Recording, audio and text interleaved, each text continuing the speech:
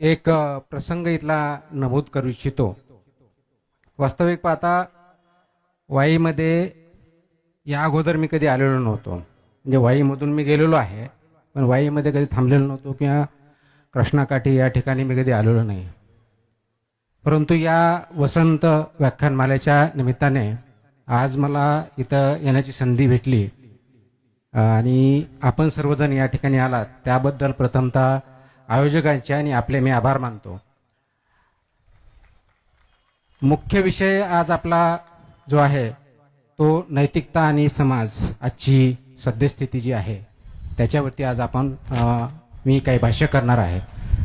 परंतु त्या विषयाला हात घालण्या अगोदर आपल्याला आठवण करून देऊ इच्छितो की ज्यांनी आपल्या जिल्ह्यातील कलेडोनचे शिवाजीराव प्राध्यापक प्राचार्य शिवाजीराव भोसले हे आपल्या जिल्ह्यातील आहेत। त्यांच्या वाणीनं महाराष्ट्रामधील अनेक ठिकाणी त्यांनी आपले विचार मांडले, प्रबोधन केले, अनेकांचं जीवन त्यांनी उज्ज्वल केलं। त्यांचे सुद्धा या वसंत व्याख्यानमालेमध्ये अनेक वेळेस भाषणं झालेले आहेत। त्यांनी अनेकांना त्यांचे विचार दिलेले आहेत आणि आज ज्यावेळेस मी या व्यासपीठावर आपल्यासमोर येतोय त्यांची मला निश्चित आठवण होते। त्याचं कारण असं आहे की आजचा जो टॉपिक आहे त्यांच्या जीवनाशी, त्यांच्या घटनेशी संबंधित आहे। आपल्याला आठवत असेल, काही जणांना नसेल, त्यांना महाराष्ट्र शासनाचा राज्य स्तरावरचा आदर्श शिक्षक पुरस्कार जाहीर झाला होता आणि ज्यावेळेस त्यांना तो जाहीर झाला तो आनंदाचा क्षण होता, कारण त्यांनी शिक्षण क्षेत्रात खूप मोठ्या प्रमाणात भरीव कामगिरी केलेली होती आणि म्हणून ते डिझर्व करत होते। त्यांना तो पुरस्कार त्यांनी जे कार्य केले त्यासाठी दिलेला होता, जाहीर केला होता। ह्या आनंदाच्या क्षणी त्यांच्या मनात काय विचार आले असतील, तर त्यांच्या मनात पहिला विचार आला की हा सत्कार, हा पुरस्कार आपण घ्यायचा की नाही। आणि त्याचं कारण असं होतं की ज्यावेळेस त्यांना तो पुरस्कार जाहीर झाला होता त्यांचे ज्येष्ठ बंधू हे महाराष्ट्र राज्याचे मुख्यमंत्री होते आणि म्हणून आपल्याला हा आदर्श राज्य शिक्षक पुरस्कार आपल्या बंधूमुळे किंवा आपले बंधू हे महाराष्ट्र राज्याचे मुख्यमंत्री आहेत त्यांच्यामुळे तर भेटला नाही अशी कुणाच्याही मनामध्ये पाल चुकचुकू नये की कुणालाही डाऊट येऊ नये, म्हणून त्यांच्या मनात द्वंद्व सुरू झालं आणि त्यांनी तो पुरस्कार नाकारला। ही परिस्थिती त्या काळची होती, याला आपण नैतिकता म्हणतो। अपेक्षित हे आहे की ही नैतिकता आपण सर्वांनी अंगीकारली पाहिजे। पण आज विचार करताना खरोखर ही नैतिकता आपल्यामध्ये वैयक्तिकरित्या, कुटुंबामध्ये किंवा समाजामध्ये आहे का, हा प्रश्न माझ्यासमोर, आपल्यासमोर आहे आणि ती खूप मोठ्या प्रमाणात आहे। शिवाजीरावांची जी नैतिकता होती ती आपण फॉलो करण्यापेक्षा त्याचे वाटचाल पुढे नेण्यापेक्षा त्याच्या विरुद्ध दिशेने तर आपण चालू नाही ना, हा प्रश्न आपल्या सर्वांना पडणं अपेक्षित आहे। अनफॉर्च्युनेटली तो पडत नाही किंवा त्या वाटेने आपण चालत नाही आणि त्या वाटेने कुणी चालत असेल तर त्याला आपण म्हणतो हा वेड्यासारखा का करतो। कारण नदीच्या प्रवाहाच्या विरुद्ध दिशेनं पोहणं किंवा चालणं हे समाजाला मान्य नाही आहे, त्याच्यामुळे याचं काय होणार हा प्रश्न उलट्या दिशेने आपण विचारतो। आणि मग अशा माणसांची कमतरता जर आज आपल्याला भासत असेल, अशा विचारांची कमतरता जर आपल्याला भासत असेल, त्याचा दोष शिवाजीराव भोसले यांना द्यायचा, लक्ष्मणशास्त्री जोशी यांना द्यायचा, लोकमान्य टिळक यांना द्यायचा, बाबासाहेब आंबेडकरांना द्यायचा, शिवाजी महाराजांना द्यायचा, का आज आपण स्वतःला द्यायचा, याचा विचार आपण सर्वांनी करणं गरजेचं आहे। आणि म्हणूनच हा आजचा टॉपिक जो आहे नैतिकता आणि आजचा समाज, या दृष्टिकोनातून निवडला आहे. आणि म्हणून मला त्यांची आठवण झाली की शिवाजीराव भोसले यांच्या वाणीनं हा समाज पुढे गेला, हा महाराष्ट्र पुढे गेला. त्यांच्या भूमीत आज मी या ठिकाणी आहे आणि मलाही या व्यासपीठावरून बोलण्याची संधी भेटते याची मला सजग जाणीव झाली आणि म्हणून मी हा प्रसंग आपल्यासमोर मांडला. मित्र हो, प्रथमतः एक गोष्ट लक्षात घ्या. आज मी आपल्यासमोर एक सनदी अधिकारी म्हणून बोलत नाहीये, एक वक्ता म्हणूनही बोलत नाहीये. मी आपल्यासमोर जो बोलतो आहे तो पूर्णपणे एक ट्रस्टी, समाजाचा ट्रस्टी ज्याला म्हणू, विश्वस्त या अनुषंगाने बोलतो आहे. एक सजग नागरिक या अनुषंगाने बोलतोय. आता ज्यावेळेस आपण विश्वस्त म्हणून बोलतो त्यावेळेस समाजाच्या दृष्टिकोनातून समाजाला अभिप्रेत असलेला, आयडियल असलेला व्यक्ती कसा चालला पाहिजे, कसा वागला पाहिजे, समाज कसा असावा याच्यावरती बोलणं अपेक्षित होतं. आणि ज्यावेळेस आयोजकांशी माझं बोलणं झालं त्यावेळेस त्यांनीच मला टॉपिक सजेस्ट करायला सांगितलं की तुम्हीच टॉपिक सजेस्ट करा की ज्याच्यावरती तुम्हाला बोलणं योग्य वाटेल. आणि म्हणून त्यावेळेस विचार करताना मी थोडा रिसर्च केला. या व्याख्यानमाला आयोजक आहेत, त्याच्यामध्ये कोण कोण बोललेलं आहे, त्याच्या पाठीमागची कारणमीमांसा काय आहे, 110 वर्ष झालंय. आणि म्हणून मला असं वाटलं की याच्यामधून जे विचार पुढे जातात तोच विचार आपण सुद्धा पुढे नेण्याचा प्रयत्न केला पाहिजे. आणि म्हणून हा टॉपिक निवडला आणि त्या विषयावरती मला आज इथं बोलण्याची संधी भेटत आहे. आणि आपण इतक्या मोठ्या संख्येने इथं आलेला आहात याचा मला निश्चितच आपल्याला धन्यवाद करायचे आहे. आता ज्यावेळेस हा आपण विचार करतो तर त्यावेळेस मला एक पहिला एक सिंपल साधा प्रश्न आपल्याला विचारायचा आहे की गेल्या 1 महिन्यामध्ये, आता मला लगेच तुमच्याकडून उत्तर अपेक्षित नाहीये, पण भाषणाच्या उगात किंवा नंतरही आपण स्वतःला हे विचार करून उत्तर द्यावं अशी मला अपेक्षा आहे, प्रामाणिकपणे द्यावं ही अपेक्षा आहे. गेल्या 1 महिन्याच्या कार्यकाळामध्ये आपण स्वतःला कधी आपल्या विचारांना विराम दिला आहे का? मी परत प्रश्न विचारतो. गेल्या 1 महिन्याच्या काळामध्ये आपल्या विचारांना किंवा कृतीने आपण जे करतोय त्या विचारांना विराम दिलेला आहे का? कधी 2 सेकंद, 3 सेकंद, 5 सेकंद थांबून विचारणा केली आहे का की हे मी जे करतोय ते योग्य करतोय का अयोग्य करतोय? मला वाटतं ज्यांनी हा प्रश्न विचारलेला असेल की कोणतीही कृती करण्याच्या अगोदर, कोणतीही असेल, ती योग्य आहे का अयोग्य आहे हा प्रश्न विचारून काही सेकंद, 5 सेकंद विचार केला, अयोग्य असेल तर केली नाही आणि योग्य मार्गाने जाण्याचा प्रयत्न केला, असे जर काही व्यक्ती तुमच्या माझ्यापैकी असतील तर तेच फक्त जिवंत आहेत. फक्त तेच जिवंत आहेत.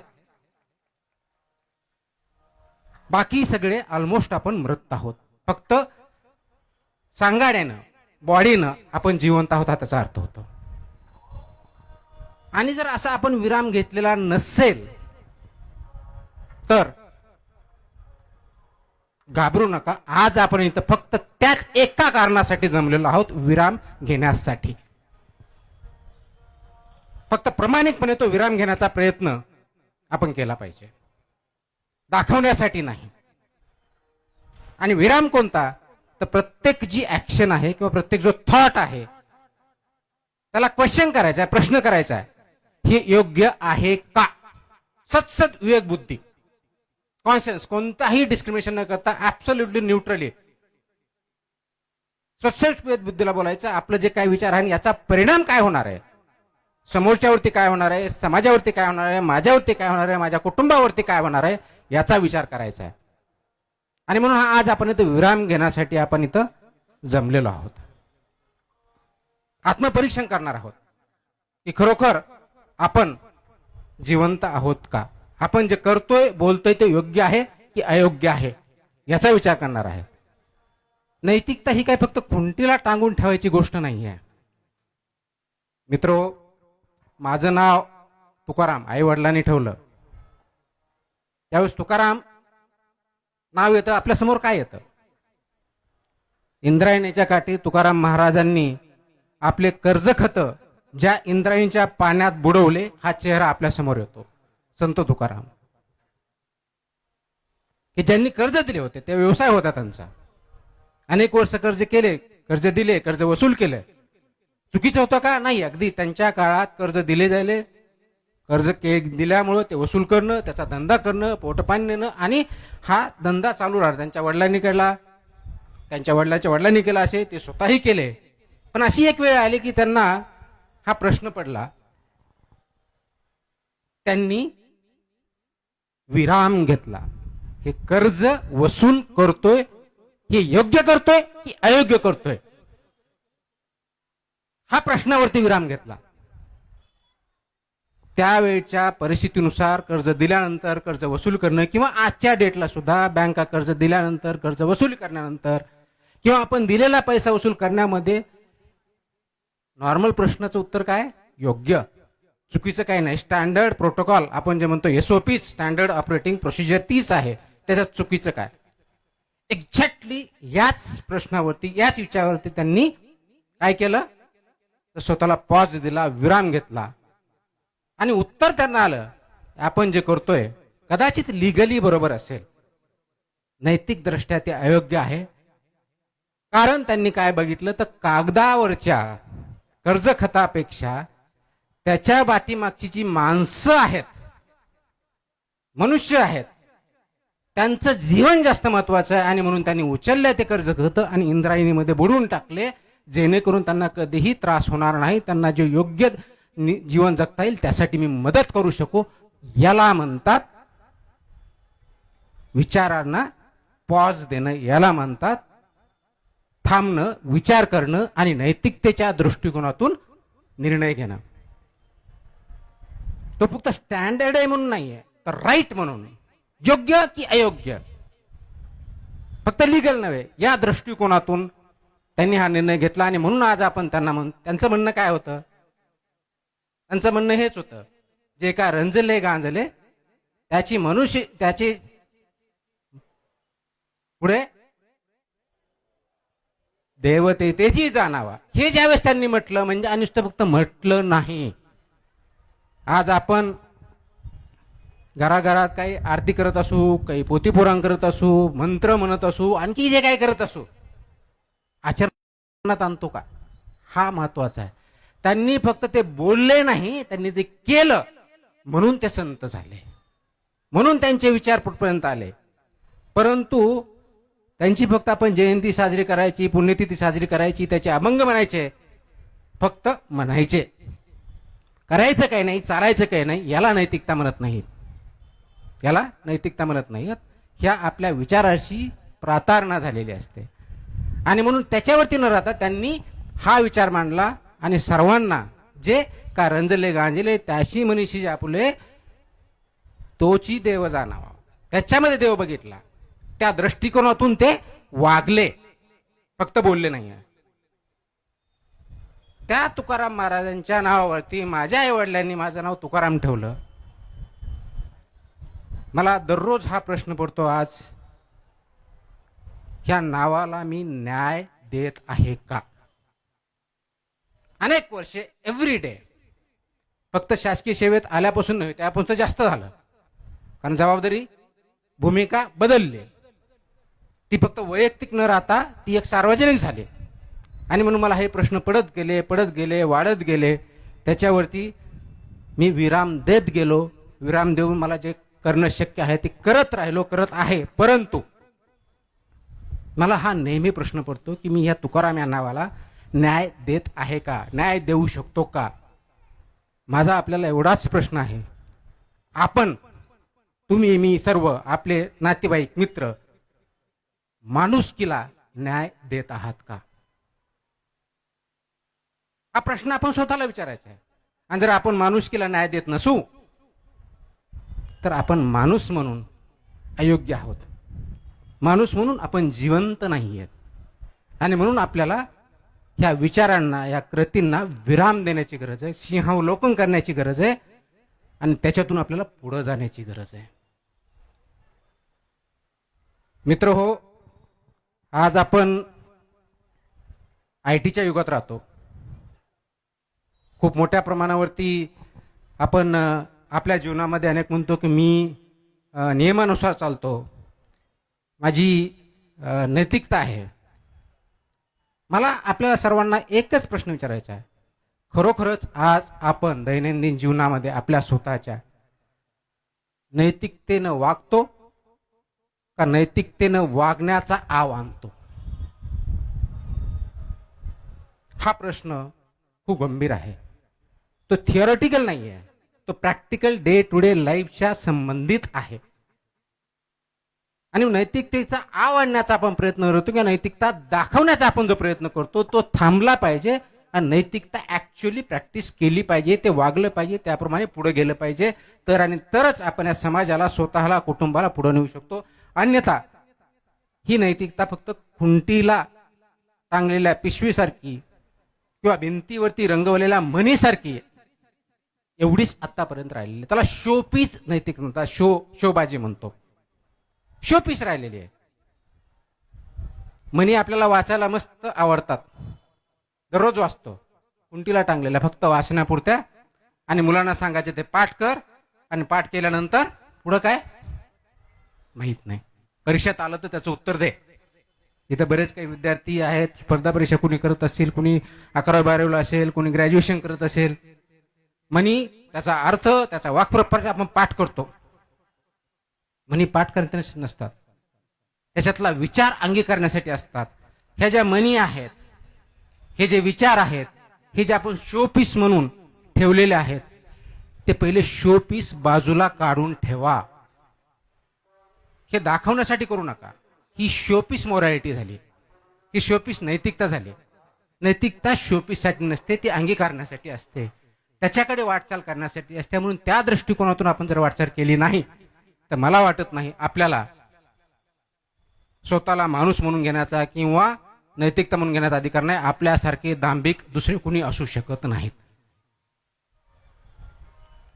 आपण खूप मोठ्या प्रमाणात रस्त्याने चालताना आपण बघतो, ऍक्सिडेंट झालाय, रक्तबंबाळ पडलेला आहे, आजूबाजूला 8, 10, 20 लोक जमलेले आहेत, सगळेजण मोबाईल काढलेला आहे, मोबाईलमध्ये शूटिंग करतायत.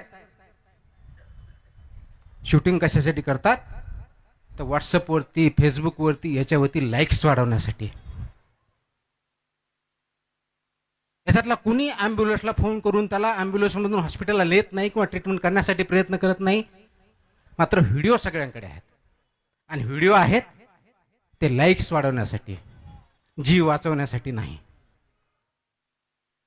ही आपली आज परंपरा झालेली आहे. आणि आपलं नॉलेज कशावरती होतंय? व्हॉट्सअप युनिव्हर्सिटीवरती होतंय.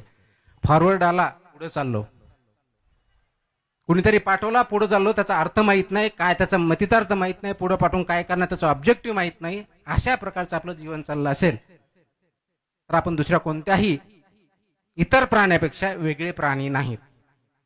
मनुष्य प्राणी जो वेगळा आहे, त्याला सद्विवेक बुद्धी आहे, डिसिजन घेण्याची ताकद दिलेली आहे, मेंदू वेगळा आहे, आणि काहीतरी या समाजामध्ये कायापालट करून, पॉझिटिव्ह चेंजेस करून, काहीतरी चांगलं जीवन आपण जे इनहेरिट केलं त्याच्यापेक्षा काहीतरी बेटर करण्यासाठी हे जे अपेक्षित आहे ते होणार नाही.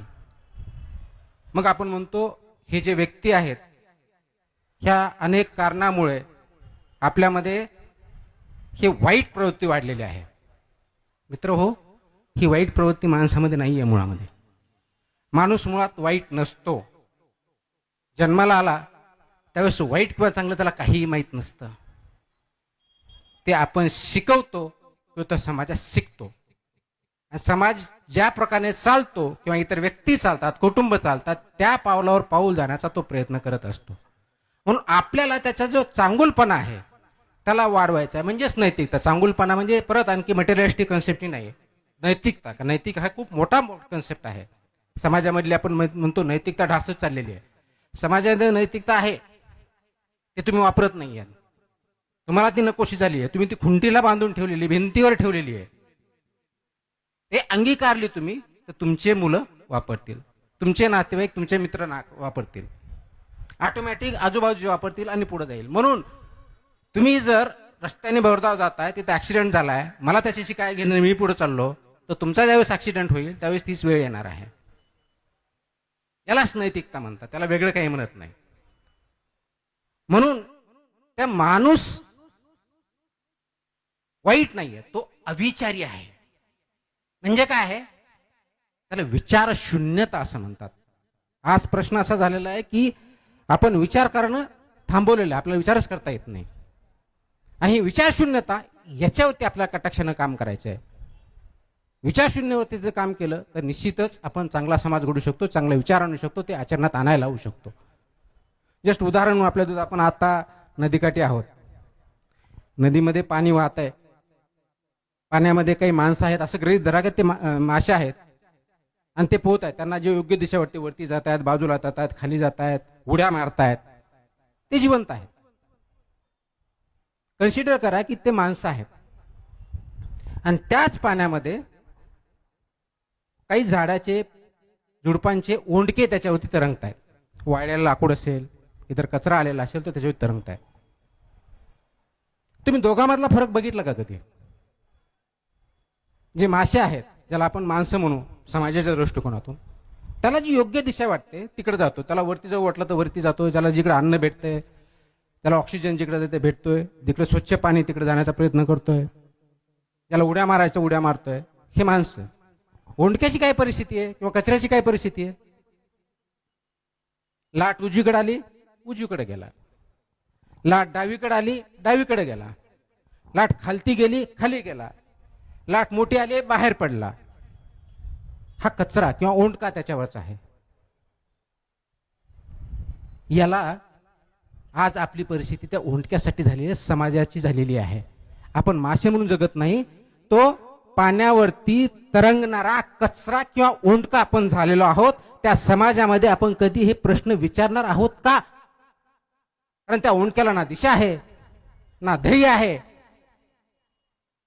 ना निर्णय क्षमता आहे, ना बदलण्याची काही इच्छा आहे. कारण त्याचं जीवन त्या लाटेनुसार, वाऱ्यानुसार चाललेलं आहे. आजचा समाज सुद्धा त्याच दृष्टीने चाललेला आहे, म्हणजेच आपण त्या दृष्टीने चाललेलो आहोत. प्रश्न तर प्रवाह योग्य आहे की अयोग्य नाहीये याच्यापेक्षा महत्वाचा, तो अयोग्य असेल त्याच्यावरती तो विचार केलाच पाहिजे की तो योग्य दिशेने नेला पाहिजे. त्यासाठी विराम, विचारांचा विराम गरजेचा आहे. हा प्रवाह योग्य चाललाय की अयोग्य चाललाय, हा प्रश्न विचारला पाहिजे. अयोग्य असेल तर कोणती योग्य दिशा हे ठरवलं पाहिजे आणि त्या दिशेने नेण्याचा प्रयत्न केला पाहिजे. पण याच्यापेक्षाही महत्वाचा, जास्त इम्पॉर्टंट जो प्रश्न आहे, तर फक्त त्या प्रवाहाची दिशा चुकीची आहे एवढा नसून ह्याचं कुणालाच काही घेणं तर राहिलं नाही, हा सर्वात महत्वाचा प्रश्न आहे. तुम्हाला आणि मला याचं काही पटतच नाही. प्रवाह चाललाय ना, आपल्याला काय जाऊ द्या, ओंडका चाललाय ना जाऊ द्या, मला त्याच्याशी घेणं देणं नाही आहे. माझ्या घरात जर पाणी येत नाही ना, मी वाहून जात नाही ना, मला प्यायला पाणी भेटतंय, मग बाकीचे मेले तरी चालतील. हा जो विचार शून्यता आहे, हा मोठा घातक प्रश्न आहे. आणि आज आपण या घातक प्रश्नामुळे खूप ऱ्हासास केलेलो आहे, खूप ऱ्हास आलेला आपल्यामध्ये. आणि म्हणून हे ओंडक्यासारखं व्हायचं का माशासारखं व्हायचं हे आपल्याला ठरवायचं आहे. तर ओंडक्यासारखं जर व्हायचं असेल तर तुमच्या माझ्या जीवनाला काही अर्थ राहणार नाही. जसं वारं येतं त्याप्रमाणे चाललंय, जशी हवा येते त्याप्रमाणे, जिकडे नेईल तिकडे, काही दिशा नाही. तर आपल्याला हे बदलायचं आहे. आणि ते बदलण्यासाठी पहिली गोष्ट जी असेल ते विचारावरती विराम देणं, क्वेश्चन करणं, थांबणं, योग्य की अयोग्य. मग योग्य तुमच्या वैयक्तिक दृष्टिकोनातून असेल, कुटुंबाच्या दृष्टिकोनातून, समाजाच्या दृष्टिकोनातून असेल, प्राण्याचे असेल किंवा पृथ्वीचे असेल. आणि हे सगळे इंटरडिपेंडंट आहेत. तुम्ही म्हणाल तुम्ही तर अधिकारी आहे, तुम्ही असं बोलू शकता, तुम्ही करता का? मी डेफिनेटली केलेलं आहे, करत आहे, करत राहणार आहे. त्याचे परिणाम होतात, त्याची तयारी पण आपली झालेली पाहिजे. प्रश्न माझा नाही आहे. म्हणून मी म्हटलं मी आज इथं एक सिव्हिल सर्वंट म्हणून मी बोलत नाही, एक ट्रस्टी, विश्वस्त म्हणून बोलतोय. आणि ज्यावेळेस आपण विचार करतो तर हे शक्य आहे का? हे शक्य आहे. फक्त ही विराम घेण्याची पद्धत आपल्याला चालू करावी लागेल आणि ती इम्प्लिमेंट करावी लागेल. हा जर विचार आपण केला असता, आपण करत नाहीये, हा जर आपल्या पूर्वजांनी केला नसता तर काय झालं असतं? उदाहरण देऊन सांगतो. आपण सातारा जिल्ह्यामध्ये आहोत. छत्रपती शिवाजी महाराज आपल्या महाराष्ट्रात आले. आपण त्याला हिंदवी स्वराज्याचे संस्थापक म्हणतो. त्यांनी इंडिपेंडन्स, जे खरं स्वराज्य कसं असावं हे शून्यातून निर्माण केलं. ते आपले आदर्श आहेत, निश्चितच चांगली गोष्ट आहे. आपल्याला जर इतिहास काही जणांनी वाचला असेल किंवा स्टोरीमधून ऐकला असेल, 17व्या शतकाच्या मध्यार्था सर्वसाधारणपणे 1654च्या आसपास त्यांनी कल्याण भिवंडी हे जिंकण्यासाठी त्यांचे सरदार पाठवले. त्यांनी कल्याण भिवंडी जिंकलं. ते एका दुसऱ्या रुलरकडे होते, दुसऱ्या राजाकडे होतं. आता त्या राजाला तुम्ही हिंदू मुस्लिम अशा अँगलने बघू नका, ते राजेशाही होती. मुळात तरी इतर राज्य होतं तसं तिथे त्यांचं राज्य होतं. त्यांच्या काळात तो कल्याण भिवंडी हा प्रांत होता, त्यांच्याकडे होता. आणि छत्रपती शिवाजी महाराजांना नाही याप्रमाणे त्यांचं राज्य वाढवायचं होतं, हिंदवी स्वराज्य स्थापन करायचं होतं. म्हणून त्या दृष्टिकोन त्यांचे जे इन्चार्ज होते त्यांना पाठवलं. त्यांनी कल्याण भिवंडी जिंकलं आणि त्यावेळेसच्या प्रथेनुसार त्यांनी तिथला खजाना म्हणजे आज ट्रेजरी म्हणतो तो आणला. त्याच्या प्रथेनुसार त्या राजाची सून, सुंदर सून नजराणा म्हणून राजासाठी भेट देण्यासाठी आणले. त्यावेळेस ती प्रथा होती, त्याच्यात वेगळं काही नव्हतं. म्हणजे त्यांनी असं वेगळं चुकीचं केलं का नाही, अगदी नियमानुसार बोट ठेवून नियम होता. एखाद्या राज्य जिंकलं तर तिथलं पूर्णपणे संपत्ती आणि तिथल्या काही स्त्रिया राजाला देणगी म्हणून आणल्या जायच्या आणि राजाला देणगी म्हणून द्यायचं, भेट म्हणून द्यायची. त्यांनी आणली, राजासमोर ती सुंदर स्त्री उभी केली. छत्रपती शिवाजी महाराजांनी 2 मिनिट विचार केला. काय केलं त्यांनी? 2 मिनिट विचारानं विराम दिला.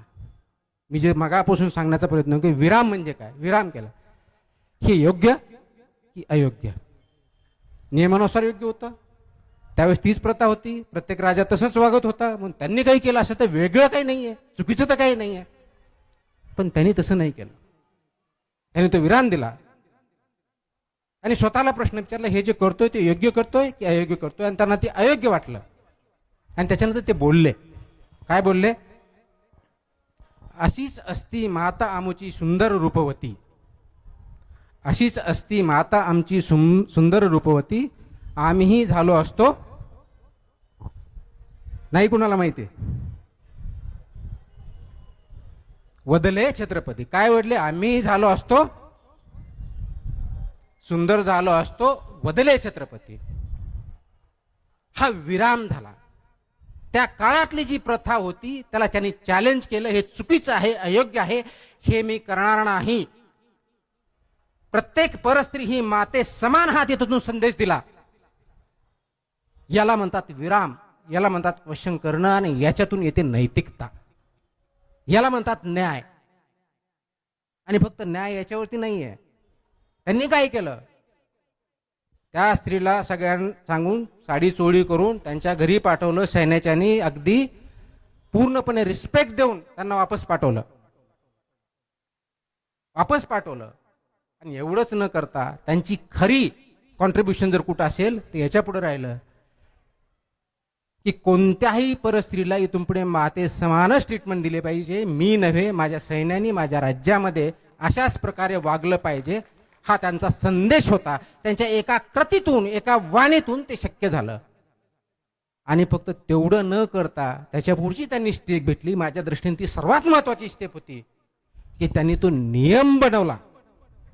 त्यांनी तो नियम बनवला की माझ्या राज्यामध्ये परस्त्रीवरती जर कोणी वेगळ्या अँगलने बघितलं त्यांना देहदंडाची शिक्षा केली जाईल. आणि फक्त ते लिहिलं नाही तर त्यांच्या स्वतःच्या आरमारामधल्या ज्यांनी असा काही प्रयत्न केला त्यांना त्यांनी देहदंडाची शिक्षा दिली. याला म्हणतात नैतिकता. आणि हीच नैतिकता त्यांनी नियमामध्ये आणल्या आणि त्याच्या दृष्टीनं राज्य केलं. म्हणून ते हिंदवी राज्याचे संस्थापक झाले. म्हणून त्यांना आपण ग्रेट म्हणतो. ग्रेट फक्त त्यांनी जॉग्राफी किंवा किल्ले जिंकले, संपत्ती गोळा केली म्हणून त्यांना मोठे राजे म्हणत नाही. ते वेगळे का ठरले? ते यासाठी ठरले. त्याच जन्मभूमीत आज आपण आहोत. आणि आपण मात्र तीच नीतिमत्ता खुंटीला बांधून ठेवलेली आहे. ती कधीतरी वाचण्यासाठी आणि बघण्यासाठी योग्य वाटते, आचरणामध्ये मात्र आपल्याला त्याची अडचण होते. हा जर आपण या दृष्टीने चाललो असेल तर आपली खूप मोठी अधोगती झालेली आहे. याच्यावरती तुम्ही मी सर्वांनी विचार करणं गरजेचं आहे. ते आपण कधी करणार आहोत का, हा प्रश्न तुम्ही स्वतःला विचारला पाहिजे, मी विचारला पाहिजे, आपण सर्वांनी विचारला पाहिजे. आणि त्याच्यावरती फक्त विचार न करता थांबता त्याच्यावर अंगीकार करून पुढे गेलेला पाहिजे. ही परिस्थिती आज आपली. आणि म्हणून शिवाजी महाराजांचे खरं आपण वंशज म्हणत असो, आपल्याला हिंदवी स्वराज्य आपल्याला खरोखर चांगलं स्थापन करायचं असेल, हिंदी नव्हे, हिंदवी स्वराज्याचा अर्थ असा आहे, सगळे धर्म समान, स्त्री पुरुष समान, सगळ्यांना न्याय, आणि ज्या राज्यात कोणत्याही शेतकऱ्याच्या शेताच्या भाजीच्या देठालाही हात लावला जाणार नाही, ते राज्य म्हणजे हिंदवी राज्य. आज आपण उलट्या दिशेने चाललोय आणि याच्यावरती विचार करण्याची, पॉज करण्याची आपल्याला गरज पडलेली, ती आपण केली पाहिजे असं मला वाटतं. बऱ्याच वेळेस असा प्रश्न येतो की ते शिवाजी महाराज होते म्हणून त्यांनी केलं. मी कुठं शिवाजी महाराज आहे? कारण आजकाल तर आपल्याला शिवाजी जन्म दुसऱ्याच्या घरी हेच वाटतं. तुकाराम मुंडे ग्रेट आहे, आमच्याकडे नको, दुसरीकडे जा. घरातला कचरा आहे, मला शहर स्वच्छ पाहिजे, घरातला कचरा काढून रस्त्यावरती टाकणार आणि त्रास ब्लेम करणार कॉर्पोरेशनला, काउन्सिलचे लोक येऊन घेऊन जात नाहीत त्याला. आम्ही टॅक्स कशासाठी देतो? म्हणजे तुम्हाला अधिकार दिला, तुम्ही घाण करा आणि नगरपालिकेला सांगायचं तुम्ही साफ करा. ही नैतिकता नाहीये. हाच विचार तुकाराम महाराजांची कर्ज खाते बुडवताना केला असता तर कदाचित आज आपण जे म्हणतो शेतकऱ्यांना कर्ज माफी करा, ती कदाचित त्यावेळेस आज ती आली नसती. कर्जमाफी त्यांनी तिथं सुरू केली, कोणत्या वेगळ्या अँगलने केली. आज आपण तो हक्क म्हणून मागतो, ती योग्य अयोग्य हा वेगळा भाग आहे. प्रश्न असा आहे, आपल्याला नेहमी प्रश्न पडतो, मी एकटा काय करू शकतो? आज खूप मुली आहेत, बहिणी आहेत, आई लेवलच्या खूप स्त्रिया आहेत, पुरुष आहेत. 19व्या शतकाच्या मध्यार्धामध्ये सर्वसाधारणपणे 1848च्या आसपास सावित्रीबाई फुलेने हा विचार केला असता की मला शिक्षणाचे काही घेणदेणे नाही, कारण त्यावेळी शिक्षण भेटतच नव्हतं, मुलींना तर नव्हतं. त्या काळात सावित्रीबाई फुले, महात्मा फुले यांनी विचार केला की स्त्रियांना, मुलींना शिक्षण दिलं पाहिजे. म्हणजे त्या स्वतः शिकल्या, पुण्यामध्ये शाळा चालू केली. तो प्रघात नव्हता, तो स्टँडर्ड नव्हतं, नियमानुसार त्यांना कोणी कायद्याने सांगितलं नव्हतं तुम्ही करा म्हणून. त्यांनी विचार केला, शिक्षण नाही केलं तर काय होऊ शकतं, म्हणून त्यांनी चालू केलं. 1848 मुलींची शाळा चालू केली. आज आपण जगामध्ये, महाराष्ट्रात, भारतात, सगळीकडे मुलं इक्वल शाळेत जातात. मुलांपेक्षा कदाचित मुली जास्त हुशार आहेत, त्या पुढे जीवन जगतायत, खांद्याला खांदा लावून समाजामध्ये वावरतायत. याचं क्रेडिट जातं कुणाला तर सावित्रीबाई फुले यांना जातं. ते त्यांनी करू शकले कारण त्यांनी त्यावेळेस पॉज घेतला, विचार केला, हे चाललेलं चुकीचं आहे. म्हणून त्यासाठी आपण समाजाने त्यांना काय दिलं? दगड मारले, शेण मारलं, शिव्या दिल्या, समाजामध्ये न जगण्यासाठी नाहीत ते सर्व प्रयत्न केले. त्यांच्या काळात त्यांना तर काय अप्रिशिएशन भेटलं नाही. आज आपण करतो, आणि आज आपण काय करतो? त्यांच्या जयंती किंवा पर्टिक्युलर दिवशी जयंती मनवतो, टाळ्या वाजवतो आणि घरी जातो. त्यांचे विचार आचरणात आणण्याचा आपण प्रयत्न करतो का किंवा केला का? जर करत असाल तर फक्त एकच प्रश्न आहे, आपल्या घरामधल्या प्रत्येक स्त्रीला तुम्ही मुलासारखं मुलीला आणि मुलीसारखं मुलाला वागवता का? इक्वल स्टेटस देता का? बघण्याचा दृष्टिकोन वेगळा आहे? हा जो प्रश्न आहे हा नैतिकतेचा आहे, हा न्यायाचा प्रश्न आहे. हा फक्त प्रश्न तुमच्या लिगल डिसिजनचा नाही आहे. आणि म्हणून एकाने काही होत नाही. मी तुम्हाला शिवाजी महाराजांचं उदाहरण दिलं, मी तुम्हाला तुकाराम महाराजांचं उदाहरण दिलं, मी सावित्रीबाई फुलेंचं उदाहरण दिलं, मी अनेक उदाहरणं देऊ शकतो. हा एकटा हा प्रश्नच नाही आहे. प्रश्न तो ऍक्च्युअली त्या एका ऍक्शनचा आहे. ते प्रत्येकाने स्वतःपासून चालू करावी लागेल. ते केलं तरच आपण पुढे जाऊ शकतो, नाही तर आपण जाऊ शकत नाही. या दृष्टिकोनात आपल्याला बघावं लागेल. आपण इथं सर्वजण म्हणलं आता उन्हाळा आहे, उन्हाळ्यामध्ये कदाचित वाईला पाण्याची कमतरता नसेल, कारण वरतीच खूप मोठा कृष्णा नदी बाजून जाते, वरतून डॅम आहे, तिथून पाणी येतं, फिल्टर होतंय, म्हणून तुम्हाला कदाचित, आणि विशेष करून वेस्टर्न महाराष्ट्रामध्ये आम्ही नेहमीच म्हणतो उसाचा पट्टा तिथं काय कमी पाण्याला पाहिजे तेवढं आपलं पाटीलकीसारखं पाणी रात्री सोडून द्या, सकाळी जाऊन बघा, शेतातून बाहेर पडलं त्यावेळेस बंद करा, ही आपली पाटीलकी, हे आपलं पाणी. पण तिकडे विदर्भात जाऊन बघा, तिकडे मराठवाड्यात जाऊन बघा, रादर महाबळेश्वरच्या वरच्या टोकाला गावाला गेलं जिथं की टोक आहे तिथं पाणी पिण्याचं नाही, बऱ्याच वेळेस पाणी भेटत नाही. मग काय म्हणतो, ते शासनाचं काम आहे, शासनाने योजनाच मंजूर केली नाही. शासन म्हणतं मी योजना मंजूर केली, ती जिल्हा परिषदला दिली, जिल्हाधिकाऱ्याला दिली, नगरपालिकेला दिली, त्यांच्याकडून काम करून घ्या. त्यांच्याकडे गेलं, त्यांनी म्हणतं काम केलं आम्ही, पण ते कॉन्ट्रॅक्टरने काय मेंटेनन्स केलं नाही. कॉन्ट्रॅक्टर म्हणतो मी मेंटेनन्स केलंय, पण गावकऱ्यांनी फोडलंय. ते गावकरी म्हणतं गावकऱ्यांनी आम्ही नाही फोडलं, ही जबाबदारी प्रोटेक्शन करण्याची नगरपालिकेची आहे. नगरपालिका म्हणते ते लोकांमध्ये अवेअरनेस नाही, अवेअर करण्याची जबाबदारी आमची नाही आहे, समाजाची आहे. समाज म्हणतो आम्ही तुमच्यासाठी टॅक्स दिले, तुम्ही कशाला करता, तुम्हाला कशाला बदललं, पगार कशाचा घेता, फुकटचे घेता का, आमच्या टॅक्समधून घेता, तुमची जबाबदारी आहे. फक्त दुसऱ्याकडे बोट दाखवणं, याला डिफ्युजन म्हणतात. रिस्पॉन्सिबिलिटी जी सगळ्यांची रिस्पॉन्सिबिलिटी असते ती कुणाचीच नसते, हा याच्यातला मतितार्थ आहे.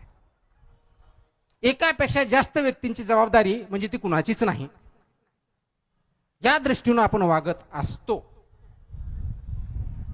आपल्याला वाटतं दुसरं कुणीतरी करेल, मी नाही दुसरं कुणी. इथं विराम घ्यायचा आणि या विरामाला इथं उत्तर एकच आहे, हा दुसरा म्हणजे मी, दुसरं कुणी नाही. हा दुसरा म्हणजे मी, ही माझी जबाबदारी आहे. मी काय केलं पाहिजे, माझी भूमिका काय, ती मी पार पाडली का, हा प्रश्न विचारला की ऑटोमॅटिकली इथून जो कचरा टाकताना त्याच्याऐवजी आपण खिशात नेऊ कचरा कुंडीत टाकू, ही आपली जबाबदारी आहे. म्हणजे इथं आले, ऑर्गनायझरशी आम्हाला बोलवलं, ऑर्गनायझरला देणगी दिलेली आहे, म्हणजे जाताना कचरा मग ते काढतील ना, त्यांची जबाबदारी आहे, आमची नाही आहे. आम्ही आलो, ऐकलो, बसलो, आम्ही उपकार केले. ही जी भावना आहे ही बंद होणं गरजेचं आहे. आणि ही जोपर्यंत बंद होत नाही तोपर्यंत आपला समाज, आपल्या संस्था, आपण व्यक्तिमत्व, आपलं कुटुंब पुढे जाऊ शकत नाही. म्हणून ती अनेक जणांची जबाबदारी आहे, ती कुणाचीच नसते, ऐवजी ती माझी जबाबदारी ही म्हणा. म्हणून बऱ्या काही वेळेस तुम्ही ऐकलं असेल, मी अनेक ठिकाणी बोलताना बोलतो, मला अनेक विचारतात. माझ्या एका मित्राने म्हटलं की तू असा प्रत्येक ठिकाणी जातो आणि सुधारण्याचा प्रयत्न करतो, तू एकट्याने काय ठेका घेतलाय का. आणि माझं उत्तर होतं हो, मी ठेका घेतलेला आहे. कशाने ठेका घेतला आहे, कारण मी या पदावर आहे, तर या पदावरची, समजा मी जिल्हाधिकारी असेल तर जिल्ह्यामधले जे काही इश्यूज असतील, प्रॉब्लेम्स असतील, ते सॉल्व्ह करण्याची जबाबदारी माझी, नैतिक माझी आहे, लिगली माझी आहे. आणि म्हणून माझा इथला प्रत्येक प्रश्न माझा ह्या दृष्टिकोनातून मी प्रयत्न केला तर मी सक्सेस होईल, कदाचित फेल होईल, पण मी प्रयत्न तर केला पाहिजे, त्या दृष्टिकोन केला पाहिजे. मी नेहमी म्हणतो if I cannot who else can, जर मी करू शकत नाही तर कोण करू शकतं, हा प्रश्न प्रत्येकाने स्वतःला विचारला पाहिजे. आणि ज्या दिवशी प्रत्येक माणूस आपलं हे विचारायला सुरुवात करेल त्यावेळेस आपल्या समाजातले सगळे प्रश्न संपलेले असतील. If I cannot who else can, हा प्रश्न जर खरोखर विचारायला सुरुवात केली आणि त्याच्यावरती वागायला जर सुरुवात केली तर आपल्याला, कुटुंबाला, व्यक्तीला, गावाला त्या याच्यातून महासत्ता बनवण्यापासून कोणीही रोखू शकणार नाही. पण तो प्रश्न आपण विचारणार, if I cannot he will, if he cannot she will, if she cannot government will, आणि गव्हर्नमेंट कॅनॉट हू विल,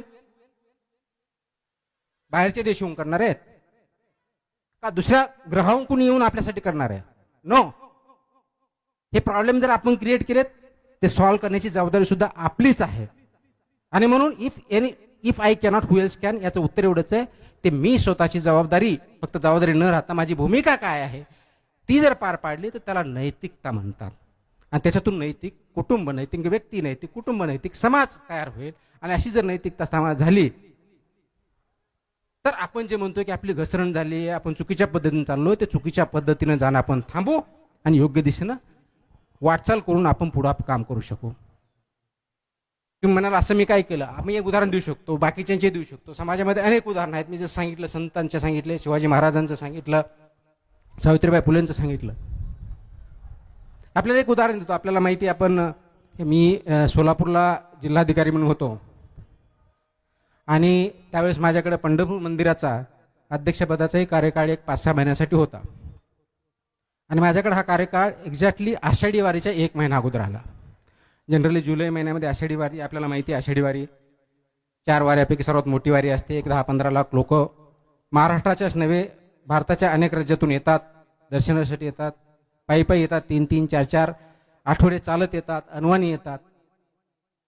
आता त्याच्यातून वेगळ्या पद्धतीत झालं असं, पण पहिल्यापासून जर बघितलं तर अनेक वर्षापासूनची, शतकांपासूनची ही परंपरा आहे. तो चार्ज माझ्याकडे आला. तो चार्ज आल्यानंतर प्रथमतः मंदिरात मी जिल्हाधिकारी, त्याच्या अगोदर जो 6-7 महिने होतो तिथं, पण मंदिरात मी गेलेलो नव्हतो.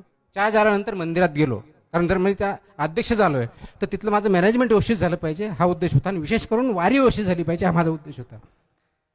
मंदिरात गेलं, मग तिथली माहिती घेतली, कसं चालतं दर्शन, कसं चालतं, मंदिर कधी बंद होतं, कधी चालू होतं, काय त्यांचे नियम, प्रत्येकाचे नियम असतात, ते नियम काय आहेत ते समजून घेतले.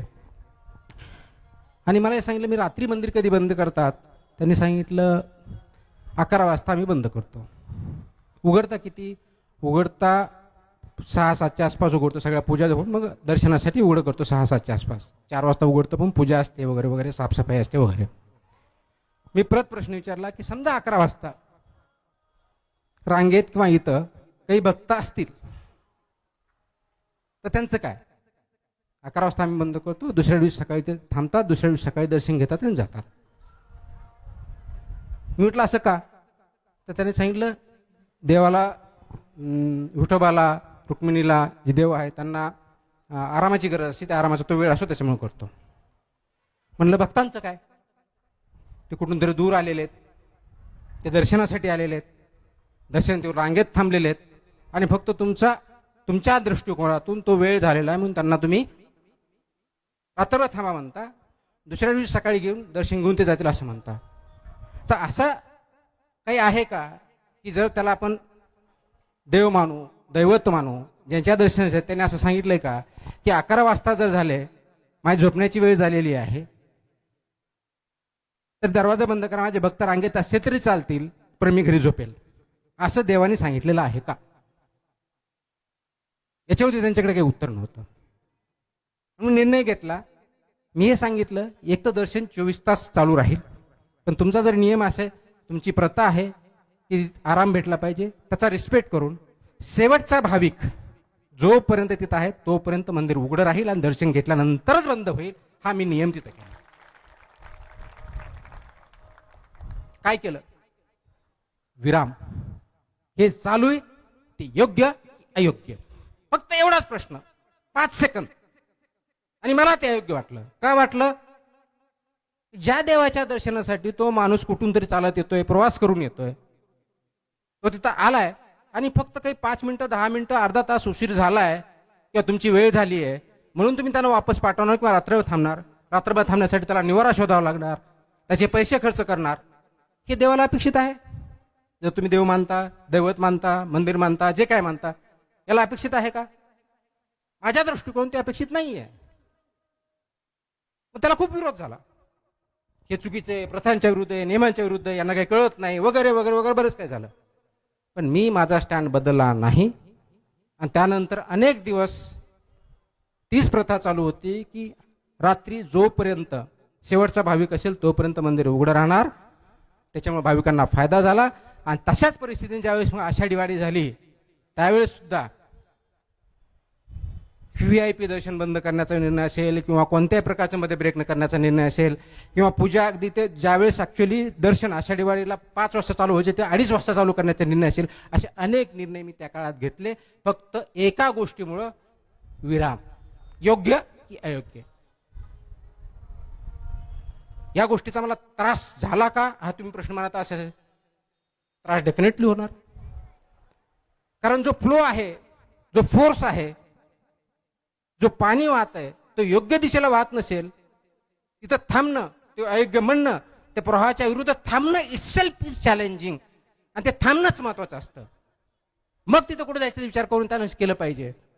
हे थांबणं, चुकीच्या दृष्टीनं चालत असेल एखादी गोष्ट, प्रथा, ती थांबवणं, थांबणं, विचार करणं, योग्य दृष्टीने नेणं, यालाच नैतिकता म्हणताय. मग ती इंडिव्हिज्युअल लेवलला असेल, कौटुंबिक लेवलला असेल, सामाजिक लेवलला असेल, शासकीय लेवलला असेल, कोणत्याही लेवलला असेल, ती जर आपण करू शकलो तर आपल्याला नैतिक समाज तयार करण्यासाठी वेळ लागणार नाही. त्यासाठी इकडं तिकडं कुठे बघू नका, स्वतःकडे बघा. योग्य की अयोग्य, पण हे करणं शक्य आहे का? तर शक्य आहे. आणि म्हणून मी एकटा काय करू शकतो हा ज्यावेळेस प्रश्न पडतो त्यावेळेस आठवा शिवाजी महाराजांनी काय केलं. शिवाजी महाराजांनी, त्यांना काही राज्य भेटलेलं नव्हतं. आपल्या मावळ्यामधून त्यांनी राज्य तयार केलं. राज्य तयार केलं म्हणजे फक्त एरिया किंवा जॉग्राफी त्यांनी कॉन्कर नाही केली, स्वराज्य केलं. म्हणजे शेतकऱ्यांच्या किंवा त्या राज्यामधल्या शेतीच्या कोणत्याही शेतकऱ्याला त्रास होणार नाही, देठालाही कुणी हात लावणार नाही, स्त्रीलाही कुणी टच करणार नाही किंवा वेगळ्या भावनेनं बघणार नाही. सर्व धर्म समभाव ज्याला म्हणतो, योग्य असते, सर्वांना एक न्याय असेल आणि सर्वांना एक प्रकारचा न्याय दिला जाईल, हे त्यांनी केलं. हे एकटे शिवाजी महाराज होते आणि म्हणून त्यांना आपण छत्रपती म्हणतो. महात्मा ज्योतिबा फुले यांनी शाळा सुरू केल्या का? ज्ञानाशिवाय कुणीही पुढे जाऊ शकणार नाही, क्वेश्चन करू शकणार नाही, त्यांना न्याय भेटू शकणार नाही, या दृष्टिकोनातून केलं. मुलीच्या शाळा चालू केल्या, त्याही एकट्याच होत्या. तुकाराम महाराजांनी कर्ज खाते बुडवले, तेही एकटेच होते. ज्ञानेश्वर महाराजांनी काय केलं? संस्कृत मधली मराठीत भाषेत ज्याला आपण ज्ञानेश्वरी आज म्हणतो ती आणली का? कारण ज्ञान हे फक्त काही लोकांपुरतं मर्यादित न राहता सर्वांना भेटावा, त्याच्या पाठीमागचा उद्देश होता. त्यांनी विचार केला, त्याच्यामध्ये आणलं. तुम्ही आणि मी काय केलं हा प्रश्न आज नैतिकच्या दृष्टिकोनातून उभा राहतोय. याच्यावरती आपण आज विचार करणार आहोत की नाही, ही महत्वाची गोष्ट, हा महत्वाचा प्रश्न आहे. आणि म्हणून आज इथं मला हे सांगायचं की नैतिकता ही फक्त देखाव्यासाठी नाहीये, शोपीस नाहीये, दाखवण्यासाठी नाहीये, ती वापरण्यासाठी आहे, अंगीकारण्यासाठी आहे. ती आपण करणार आहोत का? नैतिकता ही योग्य अयोग्य काय आहे यासाठी बघतो आपण. आम्ही एखादी फाईल बघताना ते नियमात आहे का बघतो. एवढं न बघता, एक केस न बघता, त्याच्या पाठीमागे एक माणूस आहे, त्याच्या पाठीमागे एक स्त्री आहे, त्याचं भवितव्य आहे, एक विद्यार्थी आहे, एक दिव्यांग आहे, त्याचं भविष्य त्याच्यावरती अवलंबून, या दृष्टिकोनातून बघितलं किंवा पॉलिसी निर्णय घेतले किंवा फाईलीवरती निर्णय घेतले तर तो योग्य निर्णय होतो. कदाचित बऱ्याच वेळेस लिगल आणि मॉरल या दोन्ही गोष्टी एकत्र असल्याला प्रश्न मिटतो, पण वेगळे असेल तर त्यावेळेस प्रश्न होतो. आणि मी अनेक वेळेस सांगितलं की माझ्या अनुभव ज्यावेळेस मी सर्व्हिस सुरू केली त्यावेळेस बार्शीमध्ये मी अतिक्रमण काढत होतो. पहिली पोस्टिंग होती. अतिक्रमण काढल्यानंतर माझ्यावरती बरेच प्रसंग आले, काढलं, लोकांनी अप्रिशिएट पण केलं, पण मला खूप मोठ्या त्रासाला समोर जावं लागलं. माझ्यावरती केसेस झाल्या. ते करण्याचा प्रयत्न करत असताना पहिली पोस्टिंग मी विचार केला की मी योग्य करतोय की अयोग्य करतोय. लिगली तर करेक्ट केलेलं आहे, रस्त्यावरती कुणाला धंदा करण्याची चुकीचं आहे, त्याच्यामुळे नागरिकांना त्रास होतोय, ऍक्सिडेंट होत आहे, लोक मरतायत, म्हणून ते अतिक्रमण काढले. लोकांना 99% लोक खुश, पण ज्यांचे धंदे बुडाले त्यांना वाईट वाटतं, त्यांना त्रास होतो. आणि मग त्या दृष्टिकोन विचार केला, माझ्यावरती अटॅक करण्याचा प्रयत्न केला, केसेस करण्याचा प्रयत्न केला. आणि त्यावेळेस मी विचार करत बसलो होतो, पहिलीच पोस्टिंग होती, आपण काय केलं पाहिजे, ह्या मार्गाने चालायचं, आपला मार्ग योग्य योग्य, चुकीचा की बरोबर, हा विचार केला. आणि त्यावेळेस मी ठरवलं की आपण जो मार्ग निवडलाय त्याच मार्गाने चालत राहायचं. आपल्याला कितीही त्रास झाला तरी पाठीमागे सरकायचं नाही, आणि त्याच्यावर चालण्याचा आजही मी प्रयत्न करतो. आणि त्यावेळेस मी काही प्रिन्सिपल्स ठरवून घेतले, ते 3 प्रिन्सिपल्स होते, आणि ती 3 प्रश्न विचारतो मी.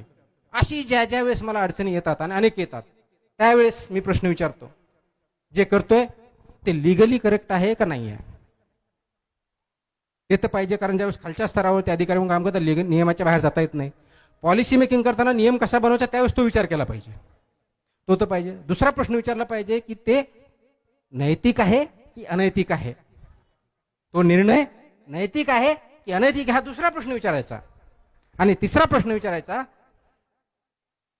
हे केल्यामुळं कुणाचा फायदा होणार आहे, एखाद्या व्यक्तीचा होणार आहे का सर्वांचा होणार आहे, जास्त लोकांचा होणार आहे का 1-2 लोकांचा होणार आहे.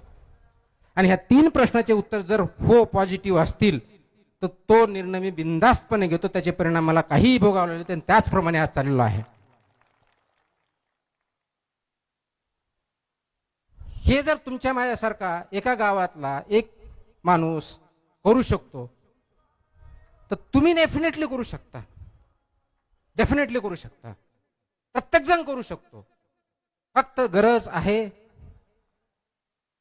तो क्षणभर थांबण्याची, 4-5 सेकंद विचार करण्याची, योग्य अयोग्य याच्यावरती विचार करून त्याप्रमाणे कृती करण्याची. आज मी तुम्हाला स्टार्टिंगला जो प्रश्न विचारला, तुम्ही गेल्या एका महिन्यामध्ये खरोखरच पॉज दिलाय का, विश्राम घेतलाय का, विचारानं दिलाय का, हा प्रश्न विचारलाय का, याचं उत्तर शोधा. आणि इथून पुढे एक लक्षात, दिवसभर काही जर झालं, तुमच्या समोर कोणी मदतीला हाक मारली तर मदतीचा हात द्या, दुर्लक्ष करू नका. प्रश्न विचारायला सुरुवात करा. आणि हे जर तुम्ही आणि मी करू शकलो तर मला नाही वाटत की तुम्हाला परत कोणत्या तरी वक्त्याची या ठिकाणी बोलवण्याची गरज पडेल. योग्य अयोग्य त्याचा निर्णय आपण घेऊ शकू आणि पुढे जाऊ शकू. हे मला वाटतं आजच्या दृष्टिकोनातून नैतिकता ही अँगलनी बघितली पाहिजे, ह्या दृष्टिकोनातून बघितली पाहिजे, ती अंगीकारली पाहिजे. आणि म्हणून समाज आणि नैतिकता ह्या भिन्न बाबी नसून त्या एकच आहेत. आणि नैतिकता असेल तरच आपण पुढे जाणार आहोत. हा विचार करून जर वापस जाऊन आपण कृती केली तर, मी मुंबईहून इथं आलो, आपल्याशी 30-40 मिनिटं किती झाले तेवढं मी बोललो, याचा काहीतरी फायदा होईल, त्याचं काहीतरी सार्थक लागेल असं मी मानेल. अन्यथा मी सगळ्यांसारखा फक्त यालो बोलून गेलो, याच्यात मला काही नाही. का जो प्रवाह चाललाय ते न बघता योग्य दिशेला नेण्याचा प्रयत्न करा. जो योग्य चाललाय की नाही याच्यावरती पहिला विचार करा आणि मग त्याला योग्य दिशेने वळवण्याचा प्रयत्न करा. प्रवाहाच्या विरुद्ध पोहणारा मूर्ख नसतो, तो धारिष्ठ्यवान असतो. ते धैर्य ठेवा. आजच्या युगात आपल्याला 2-3 प्रकारचे जे धैर्य लागतं ते महत्वाचं आहे. पहिलं आहे बौद्धिक, की जे होतंय ते योग्य की अयोग्य याचा विचार करण्याचं धैर्य असणं, प्रश्न विचारणं. जसं की मी आता बोलताना सांगत होतो की आपल्याकडे माझी आई 1-1.5 महिन्यापूर्वी वारली. 90 वर्षाच्या पुढचं वय होतं, आम्हाला माहीत नव्हतं, कारण माझा बर्थ डेट माहिती नाही. त्याच्यामुळे आईचा वाचण्याचा काही प्रश्नच येत नाही. कारण आमचा बर्थडे ज्या दिवशी शाळेत गेलो त्या दिवशीची डेट आहे आमची लागलेली आहे. आणि आई सांगायची माझा जन्म हा दसरा आणि दिवाळीच्या मध्ये झालेला आहे. आता जूनमध्ये दसरा दिवाळी तर असू शकत नाही, पण रेकॉर्डला माझी मात्र डेट जूनची आहे. त्याच्यामुळे आईचं काही माहीत नव्हतं. आणि आईचा का जे काय आम्ही आहोत, मी, माझे दोन्ही बंधू, आमचं कुटुंब आई वडिलांमुळे आहोत, त्यांच्या संस्कारामुळे आहे, त्यांच्या भविष्य बघण्याच्या दृष्टिकोन फोरसाइटेडमुळे आहोत. त्यावेळेस आम्ही विचारला केला की हे जे कर्मकांड आहेत 10वा 12वा 13वा करायचा करणं योग्य नाही, हे आम्ही मानलं. आम्ही ते केलं नाही. आम्ही सांगितलं की आम्ही ते करणार नाही. त्याचं कारण एवढंच होतं की जिवंत असताना आपल्या आईची सेवा करा, तिथं मान द्या. त्याच्यानंतर आपण त्यांच्या अस्थी उचलणार, त्या गंगेत टाकणार किंवा कुठेतरी नदीत टाकणार, त्याच्यामुळे ते पाणी प्रदूषित करणार. त्या प्रदूषित झालेल्या पाण्यामुळे जलाचर त्यांचा मृत्यू पावणार.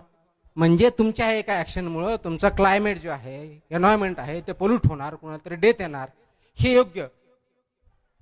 मग आम्ही केलं की त्या अस्थी आहेत, आम्ही तिथे एक वडाचं झाड लावलं, त्या वडाच्या झाडामध्ये अस्थी टाकल्या आणि ते वडाचं धाव वाढत राहील, आम्हालाही आठवण येत राहील, सावली पण देईल.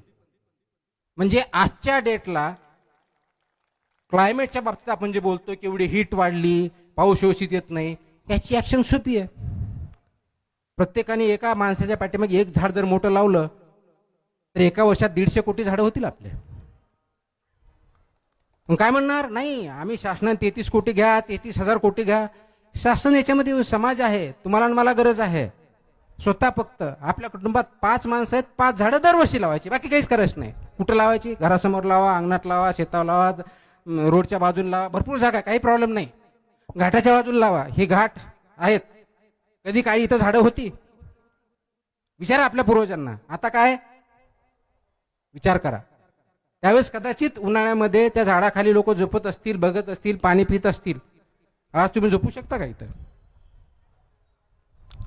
विकास म्हणजे फक्त रोड्स नव्हे, विकास म्हणजे फक्त बिल्डिंग नव्हे, विकास म्हणजे फक्त जीडीपी नव्हे, पैसा नव्हे. विकास म्हणजे नैतिक विकास. तुमचा माणूस म्हणून तुमची उंची किती, विचारसरणी किती, त्या लेवलला त्यांची बौद्धिक क्षमता. ज्या प्रथा चालू आहे त्याला क्वेश्चन करण्याची ताकद असणं म्हणजे बौद्धिक नैतिकता, ती आपल्यामध्ये असली पाहिजे. आणि दुसरी कृतीची नैतिकता, कृती त्याच्यावरती करता आली पाहिजे. हे जर आपण करू शकलो तर निश्चितच आपल्याला आपला समाज पुढे झालेला दिसेल.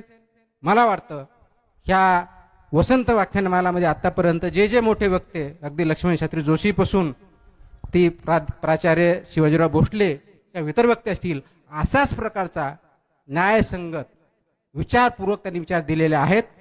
ते पुढे आपण सर्वांनी नेऊन जावे एवढी मी इच्छा बाळगतो आणि आपण नैतिकपणे वागाल अशी अपेक्षा करून माझे 2 शब्द संपवतो. जय हिंद, जय महाराष्ट्र.